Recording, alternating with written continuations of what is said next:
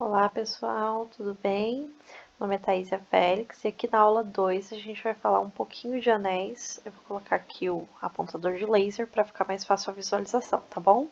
Então a gente vai falar um pouquinho de anéis, a gente vai ver a definição, alguns conceitos iniciais, uns exemplos para ficar mais fácil, né, a visualização do mesmo e um exercício final. Além disso, a gente vai dar uma olhadinha também em subanel e o centro do anel, tá bom? Então vamos começar aqui. Anéis. Pela definição seja A, diferente de vazio, né? Então A é um conjunto não vazio. E também A é um conjunto munido de duas operações sobre A. O que significa isso? A primeira operação colocou aqui que é a adição e a segunda a multiplicação. Lembrando que quando eu falo adição e multiplicação, eu posso, é só o nome da posição da operação. Então, a primeira eu vou chamar de adição e a segunda multiplicação. Mas aqui, como grupos, pode ser uma operação genérica, né, que é asterisco, triângulozinho, quadrado, o que você quiser denotar aí para o seu anel. Então, esse conjunto é denominado anel se a primeira condição for um grupo abeliano, né? Então, A, munido da operação adição, é um grupo abeliano. E lembrando da aula 1 de conjunto, de grupos, né?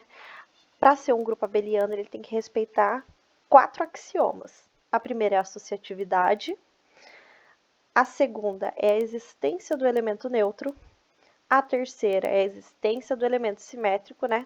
Todo elemento Hzinho possui seu simétrico Hzinho elevado a menos 1, que também vai pertencer a esse grupo A, né? E vale a comutatividade, ou seja, eu posso inverter a ordem, né? Eles comutam, os elementos eles podem se comutar e o resultado não vai ser diferente. Então, para ser um grupo abeliano, eu tenho que ter esses 4 axiomas. Em segundo, a segunda condição, né, que satisfaça, vale a associatividade para a multiplicação.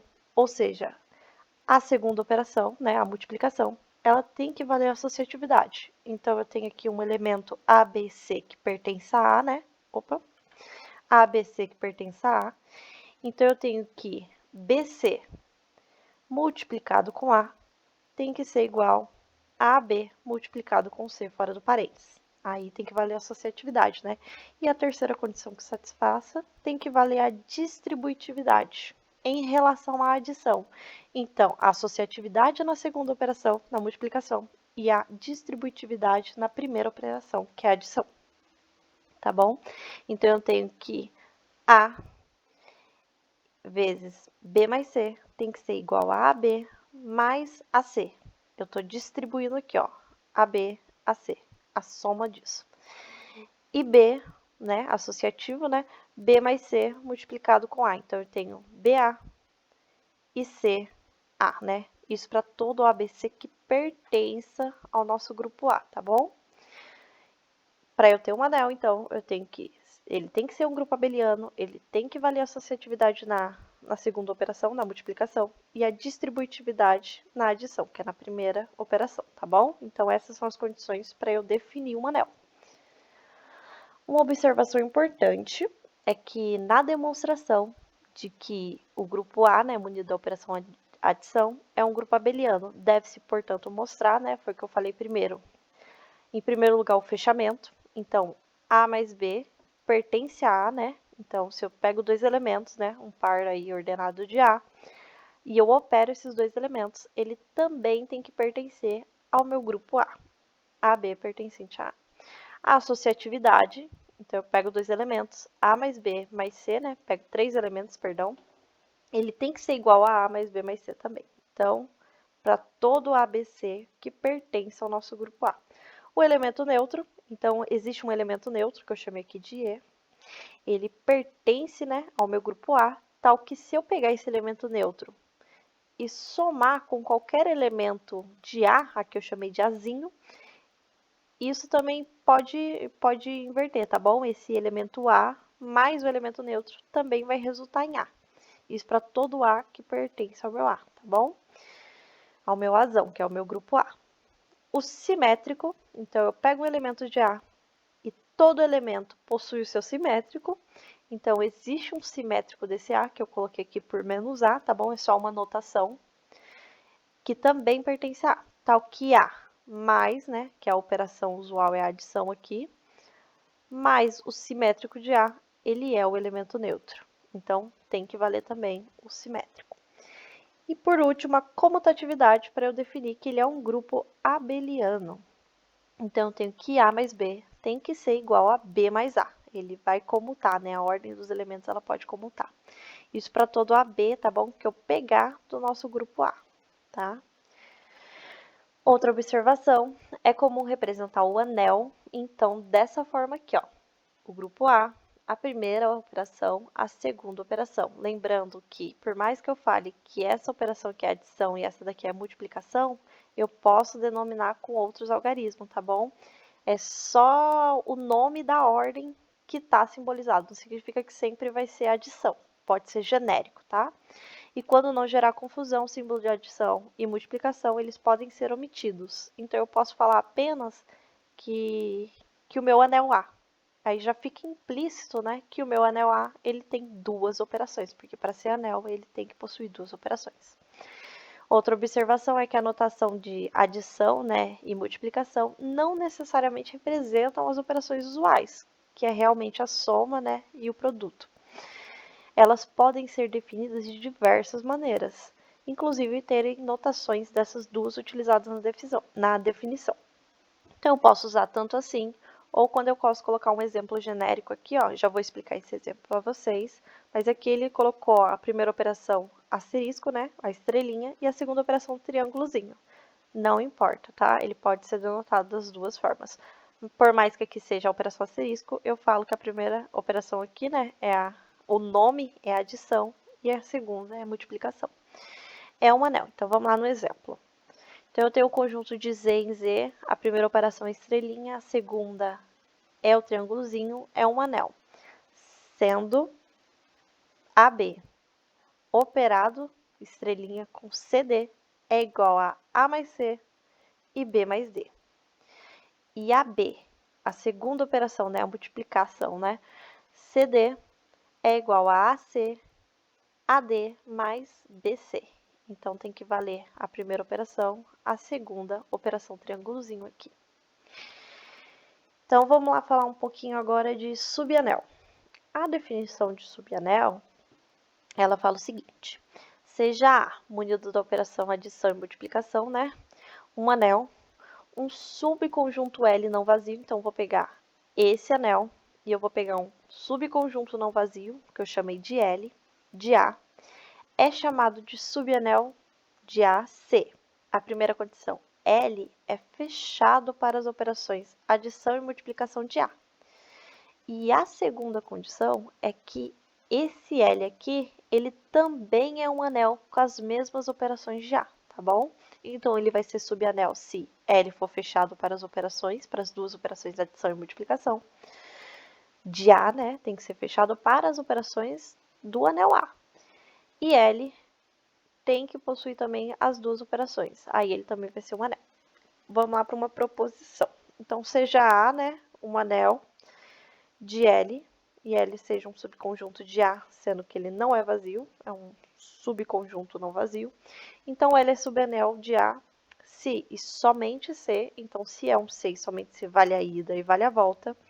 A diferença, né, A menos B, peguei esses dois elementos de L, pertence a L, e a B, que é a multiplicação, também pertence a L, tá bom? Isso eu peguei dois elementos para todos dois elementos que pertencem a L. Se L é não vazio, então possui pelo menos um elemento. Aqui eu peguei dois elementos, tá bom? A e B, que pertencem ao nosso subconjunto L. Então, vamos lá. Nosso anel L, né? Porque eu estou pressupondo que L é um anel.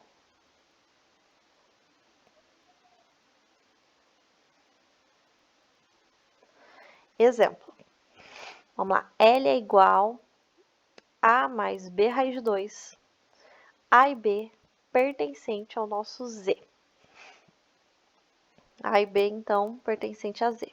É um subanel do anel R, pois Cx é igual a A mais B raiz de 2 e Y é igual a C mais D raiz de 2 são elementos genéricos de L. O que isso significa? Que a diferença, né? Eu tinha que fazer a diferença de A e B e o produto de A com B. Então, vamos primeiro para a diferença.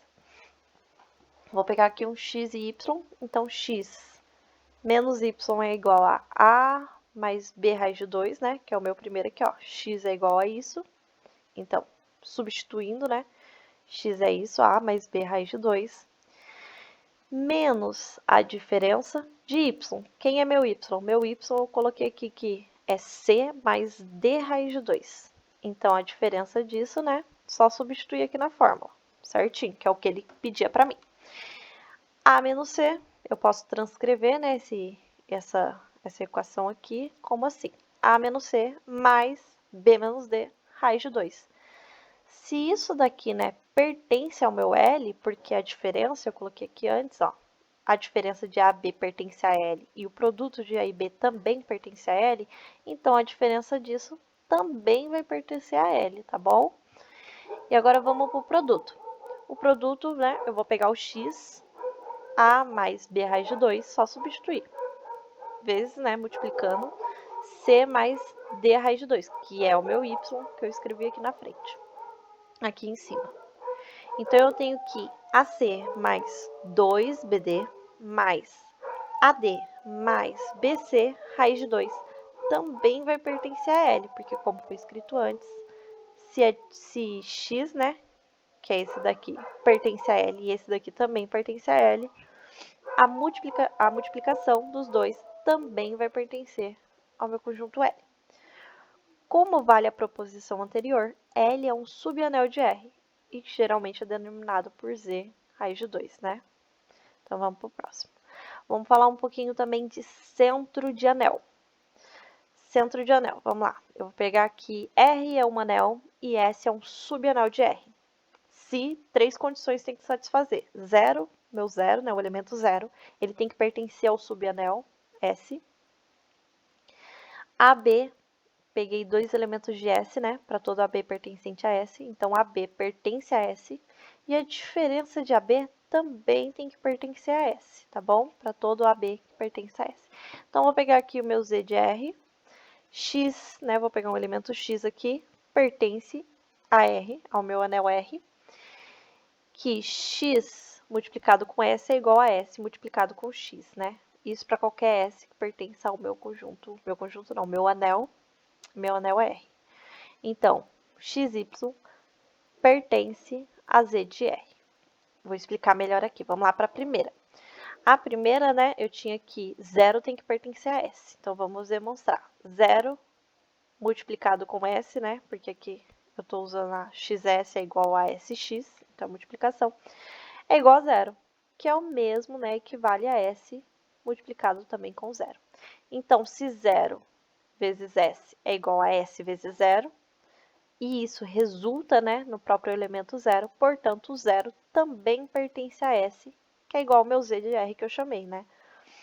Porque o produto, né, a operação do produto, se os dois elementos, eu estou operando dois elementos de um grupo, de um anel, o resultado, né, C, falando lá da videoaula de grupos, né, eu pego um A e um B e opero esse AB, ele também vai pertencer ao meu grupo. Então, o mesmo vale para anel, tá bom? Pego dois elementos de um anel, se eu operar esses dois elementos, vai dar um elemento C, que aqui é o 0, que também vai pertencer a esse anel. Vamos lá para a segunda condição. X vezes S, né? X multiplica S é igual a S multiplicado por X. Então, eu peguei aqui um Y vezes S, né? E um SY. Isso para qualquer S, tá? Que pertença ao meu anel S, que é igual ao meu Z de R. Eu só inverti como eu denominei aqui no exemplo anterior, tá bom? Ó, como eu denominei aqui. Então, vamos lá. XY multiplicado por S fora do parênteses é igual a XYS dentro do parênteses, que é o mesmo que XSY, que equivale também a XS e Y fora do parênteses, né? Eu só estou usando matemática elementar aí, matemática básica, só invertendo as posições. SX, né? multiplica também com y, que é a mesma coisa que S multiplicado por xy. Repare que, ó, aqui eu tinha xy e S fora do parênteses, do lado direito, né? E aqui eu tenho xy e S do lado esquerdo, ou seja, ele comutou, ele mudou de lugar. Então, já valeu a segunda condição, né? Que A e B pertence a S, né? E agora que A menos B é a diferença, tem que pertencer a S também. Vamos para a terceira condição agora. A diferença de x e y com S fora do parênteses, né?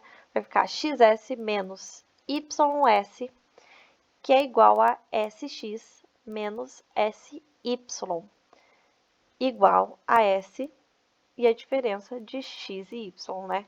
Então, ó, aqui em primeiro lugar eu tinha x menos y, né? A diferença de x, y e s fora de parênteses. E aqui ele comutou s pelo lado esquerdo, né? X e y sem mudar a equivalência, né? Então, aqui foi provado, né? Foi demonstrado as três condições. Então, satisfazeu, né? A primeira condição, que 0, ele pertence ao nosso subanel S, né? A e B na multiplicação, ele também vai pertencer a S, para todo A e B que eu pegar de elemento, né? Que pertence ao subanel de S. E a terceira condição era que A menos B pertencia também ao nosso subanel de S. Então, R é um anel e S é um subanel de R. Vamos para a próxima agora. Vamos para o exercício final. Eu peguei o exercício da lista 4, o exercício número 5, tá bom? Então, vamos lá. Ele tinha duas formas para resolver, tá bom? Duas formas para resolver, não, perdão. Ele tinha duas alternativas para a gente responder aí. A primeira era A, tá? Assuma que A é um anel. Então, ele já está falando para mim que A é um anel e A pertence, né, a A. Então, ele pegou um Azinho que pertencia a esse anel azão.